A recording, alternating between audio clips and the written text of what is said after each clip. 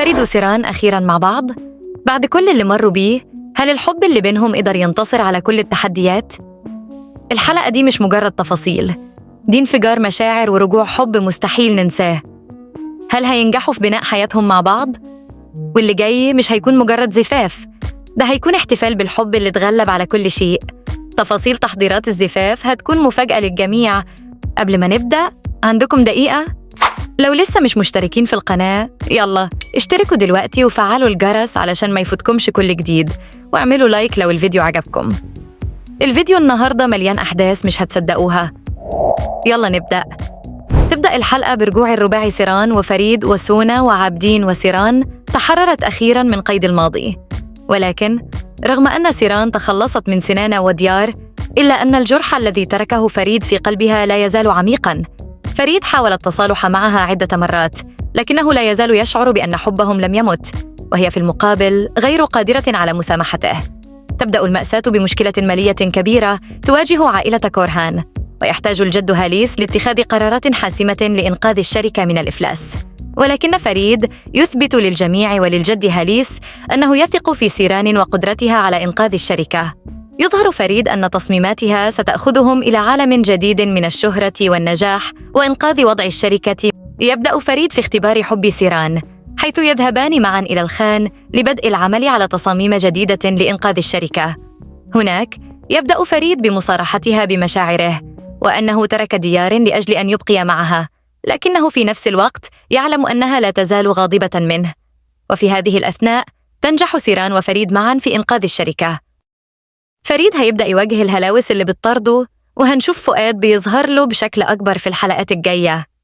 فؤاد مش مجرد ذكرى، هو رمز لكل الألم اللي فريد شاله جواه من طفولته. في أحد المشاهد هنشوف فريد بيكلم فؤاد عن خوفه من إنه مش كفاية لسيران، وإنه فاقد الثقة في نفسه. دور سيران هتلاحظ إن فريد مش طبيعي، وهتبدأ تفكر في إقناعه بضرورة العلاج النفسي.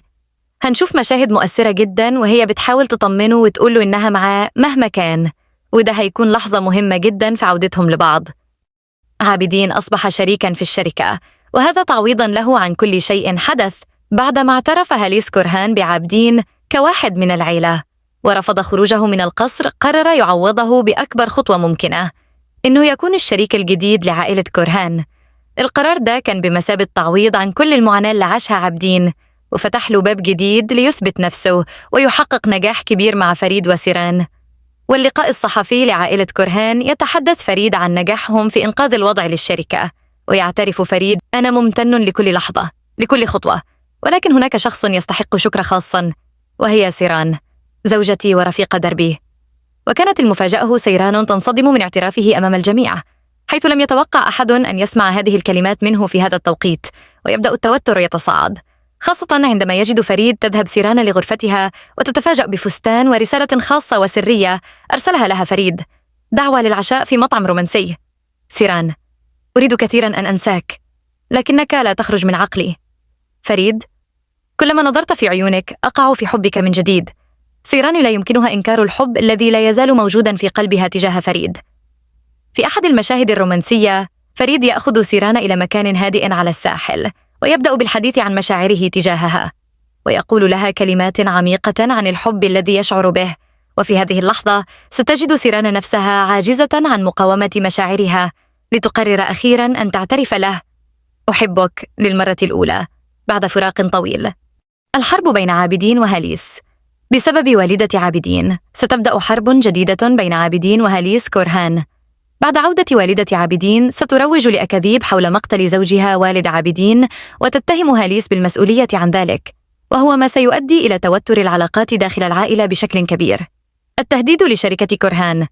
والدة عابدين ستسعى لتدمير أعمال هاليس كورهان من خلال إشاعة الأكاذيب والاتهامات.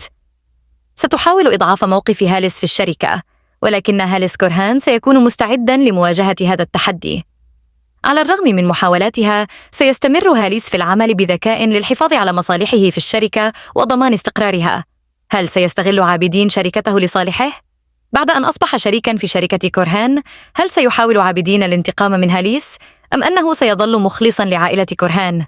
حفل الزفاف الثالث. بعد تلك اللحظة ستحدث تحضيرات مكثفة لزواج فريد وسيران الثالث. ستكون التحضيرات مفاجأة للجميع، وسيكون هناك لحظات مليئة بالحب والمشاعر الدافئة بينهما. هنشوف أقوى وأجمل اللحظات الرومانسية بين سيران وفريد.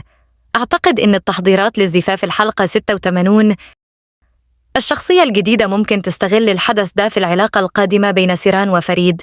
بعد كل ما مروا به من صراعات ومشاكل، نجد أن الأمور لن تكون سهلة بالنسبة لهما، ورغم الحب الكبير بينهما إلا أن هناك تحديات جديدة ستواجههما الزواج الثالث.